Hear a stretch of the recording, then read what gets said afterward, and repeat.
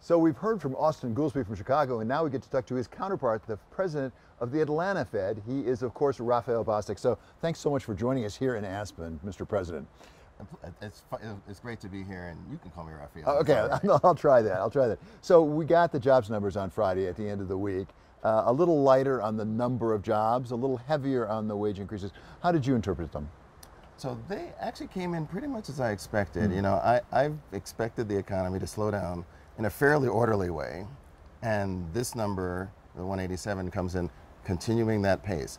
Some folks would have liked it to be faster and a larger gap, but I'm comfortable. I'm not expecting this to be over in a short period of time.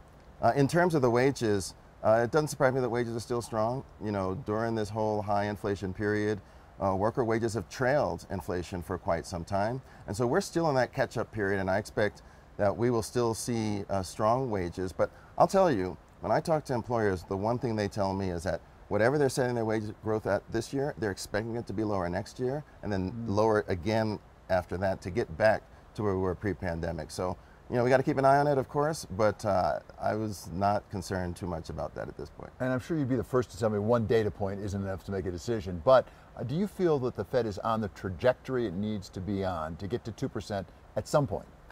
I do. You know, we are today in a restrictive stance, and as inflation continues to fall, the degree to which it's restrictive actually grows as that gap between the inflation rate and our interest rate widens. So I think that will put enough constraint on the economy that it will continue to slow.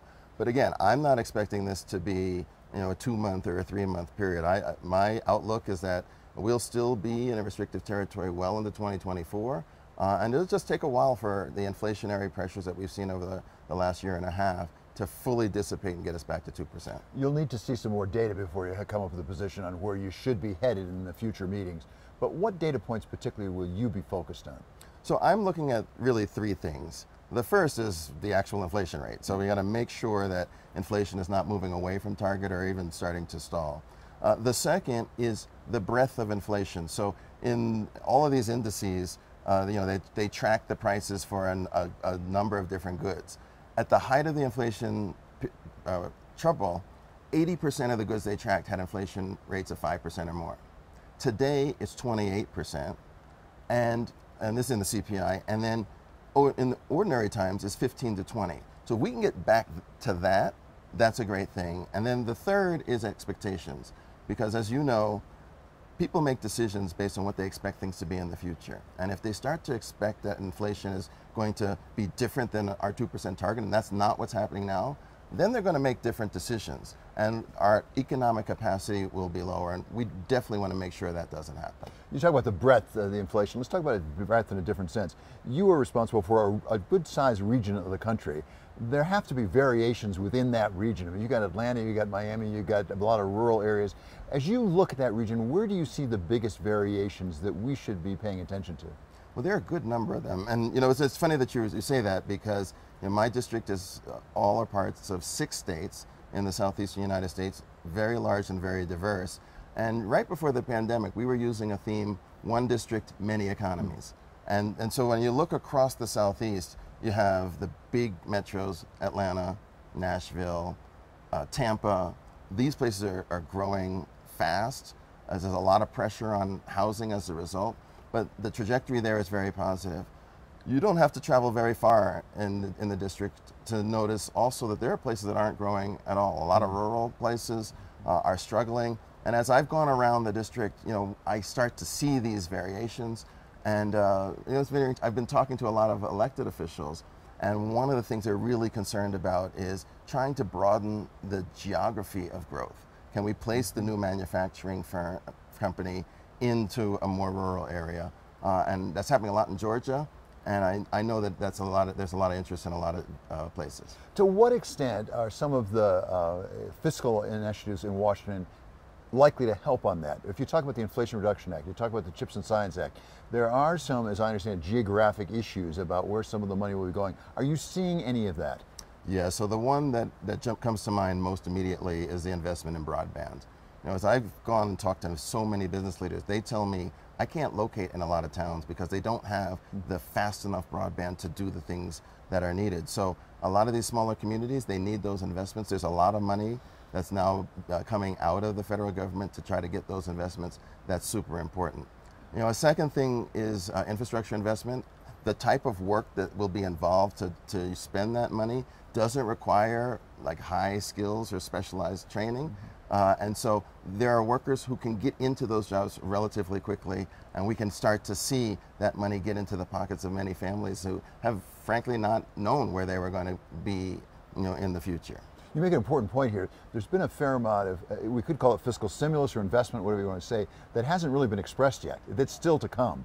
How does that read against the inflation issue? Because if there's still money pumping into your region for things like infrastructure investment, that will push against inflation, will it not? It will have a little bit of that effect, but you know, when I think about investment, I really think about that over the long haul. And if we invest in ways that increase the productivity of our workers and our communities, then the upward pressure on inflation will be much less than it might be otherwise. So a lot of what matters here is what the investments are and how they're deployed, and then how that translates into the aggregate production in the economy. You said the magic word, productivity. I know it's hard to measure, you measure it backwards, but critically important to growth, whether across the country in particular regions. What are the best investments from your point of view, from what you understand, that will drive the most productivity? Well, I think there are two things. You know, the first is I know that a lot of businesses have been thinking about how do they improve their processes, introduce automation that allows them to get more done with less, and that's happening across the board. You go to a restaurant now, oftentimes you do the ordering on a screen, and that reduces the baseline cost and increases productivity. And then the second is really to invest in our workers, to make sure that they're getting the skills that allow them to compete for the jobs of tomorrow. When you think about all the automation that's happening, all the new manufacturing, it's a different set of skills that workers need relative to what they needed in the old factory. And we need to make sure that we're investing in ways that allow our workforce more broadly to be competitive, to participate, and then get those higher wages. How do we do that? Have you seen ways that might be effective? Because as you suggest, you can't aim at where the puck is right now, you have to aim at where the puck is going. And you have technological developments so quickly. For example, generative AI. Who knows what it's going to take us, but it may well change the jobs of tomorrow and the training you need for tomorrow. How do you anticipate where this is going? How does the Fed anticipate it? Well, we do this in two ways. So first, we talk to people. And we really try to get out. You know, I have a team whose job it is to go and talk with business leaders, unstructured conversations. What are you seeing in the economy? Where do you see your opportunities in the future? We collect all that information, and that gives us an opportunity to really understand how the business world is thinking about their future.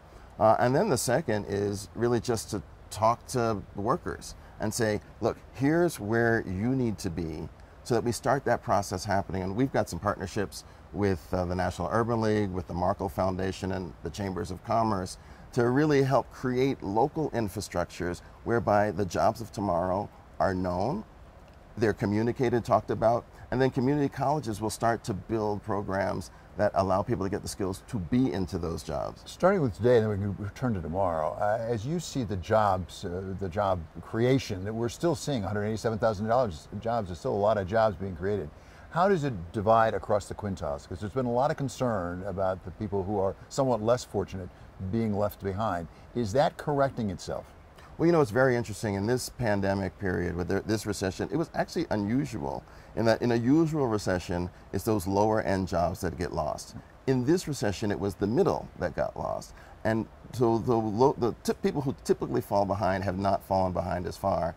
Then the other part, which has been also quite interesting, is wage growth has been stronger at the bottom end of the income distribution, and that has also left people more bolstered than they would be otherwise. So you know, there's been some pullback from that relative. I think the other quintiles, the other types of jobs have been catching up a little bit, but the lower end worker has actually done quite well relative to what the typical experience is in a recession. And then turning back to tomorrow, in that context specifically, a lot of people are suggesting that generative AI, wherever it takes us, may well hit that middle band more than hits the lower band, actually, in terms of jobs, job loss. What can we do to anticipate that and provide for it?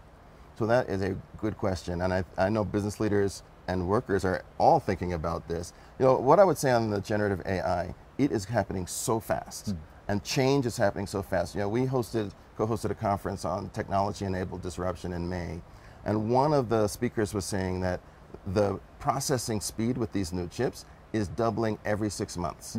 And that allows the technology to evolve so much more rapidly than it ever has before. So this is really a frontier. We're going to have to, frankly, do new things and different things to try to keep up with it, because it is the question that will, I think, drive a lot of what happens in our economy for the next several years. Okay, Raphael Bostic, thank you so much for joining us. That's Raphael Bostic. He is the president of the Atlanta Fed.